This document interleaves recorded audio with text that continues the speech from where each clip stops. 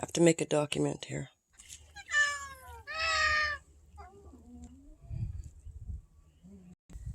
Bathroom window. Cat's house. And in here is a fort that was my son's when he was about 8. We just put it together in the trees over here. I'm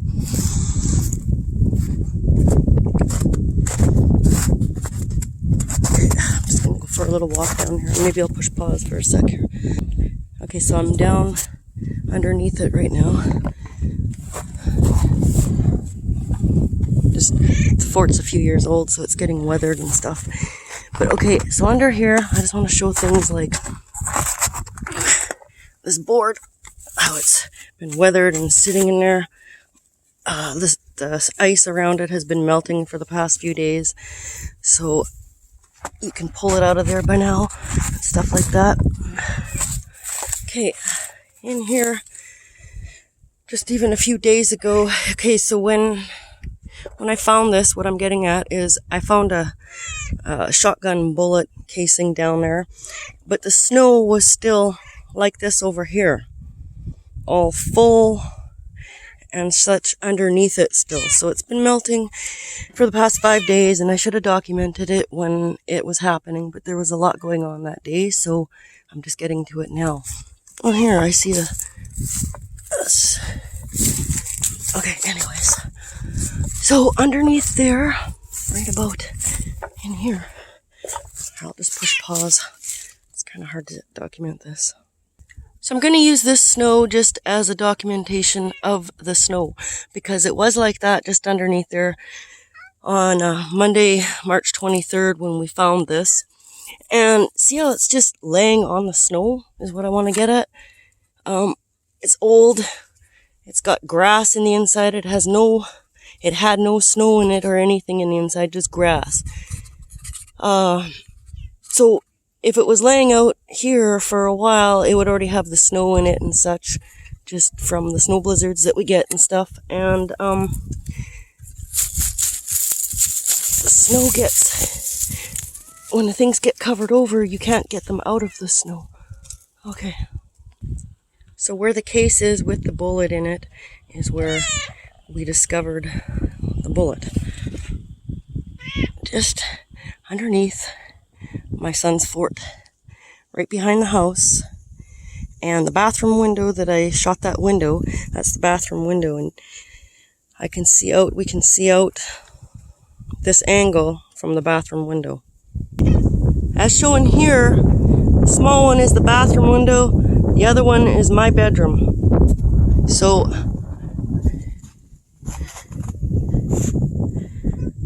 there we have it.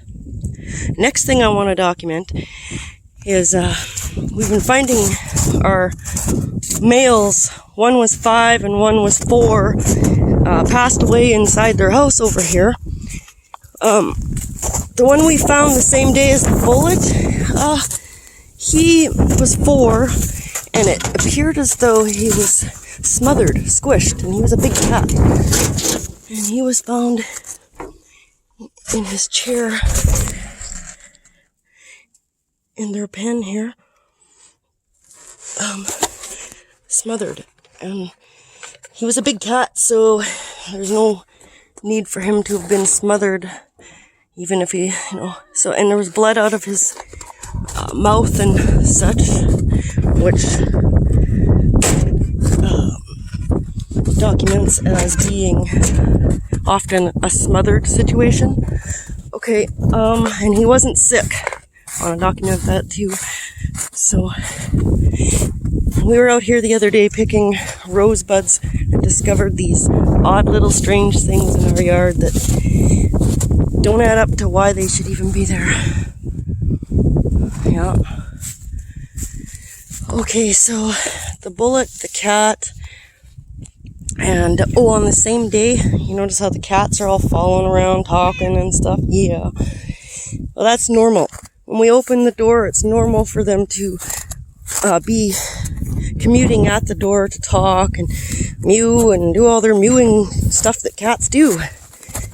Well, the day that we discovered the bullet and the dead cat, and then I have one more thing to document that we discovered inside, which was odd. The cats were really docile, is my point there. They were really quiet. They weren't normal. So we noticed that they didn't have normal behavior. And I wanted to say, that's the cats' van with their situation for the winter and stuff. And just in here, I pull rosebuds often because it's close.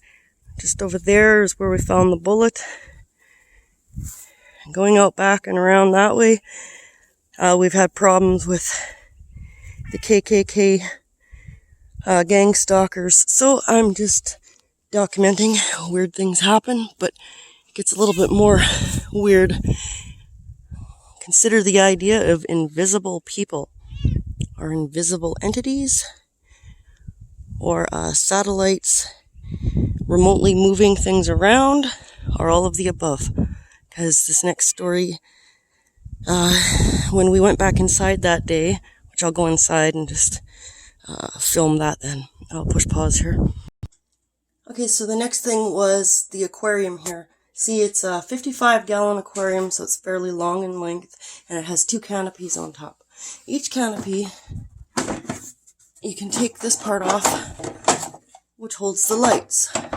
Okay, see how I need fairly good strength and stuff to do this. And then with this one, I would need 2 hands to remove it, so just I'll push pause. Okay, so I have successfully moved both pieces of the part 1 of the canopy. This is a 2-part piece. A lot of them just run straight across. This being a 55-gallon, they set it up for 2. So, okay. I found it on this table right here, sitting here when we came in from outside the day we found the bullet. The part that holds the light, it was fridge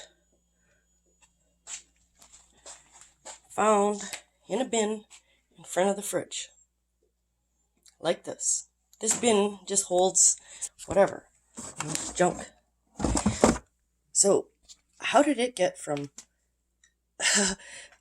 up and over here to over there, and how did this get onto here without a human doing it, or an invisible entity, or something? I don't know, very mysterious. We ruled out things like cats in the house, maybe having a fight and knock things over. If cats knocked it over, it would more than likely end up in the tank. Or, who knows, but we've never had cats fighting where it's been an issue before, so we ruled that out. And yeah, so there was some things I'd like to document that were beyond real.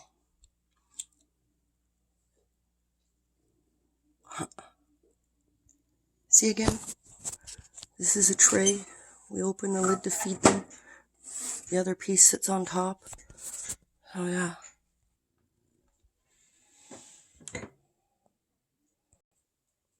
Made a little list so I could put this together on a video document. And I'll just kind of go over this list here.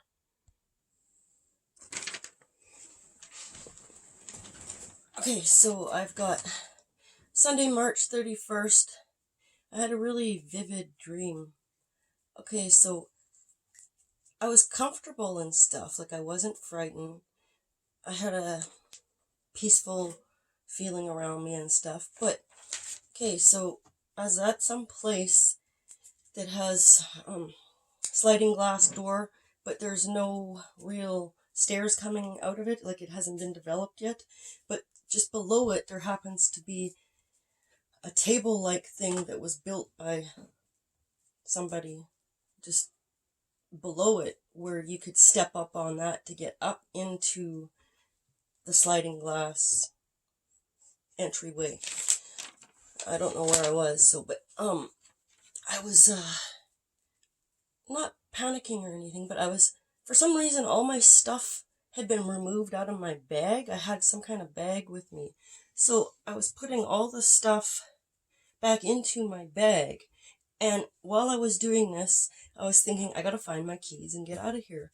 It's time that I go. It's getting dark. And like, it was actually dark around me, and I wanted to leave before darkness, but it had already been dark. So for some reason in the dream, I'm like putting all my stuff into the bag. And then somebody from behind me said, hurry up, you gotta get out of here. I looked over, but it was like kind of like a vivid, like I remember moving in this dream, and I said, oh, okay, whatever, and I wasn't really scared, so I didn't get why they were panicking. So anyways, by this point I've got everything put in a bag, and then I find my keys, but my keys, like, I don't recognize them as being my keys, but in the dream I know that they're my keys and I can go. They had this square plastic thing with a green like this kind of color for green trim around the outside, and a bunch of keys hanging off of them.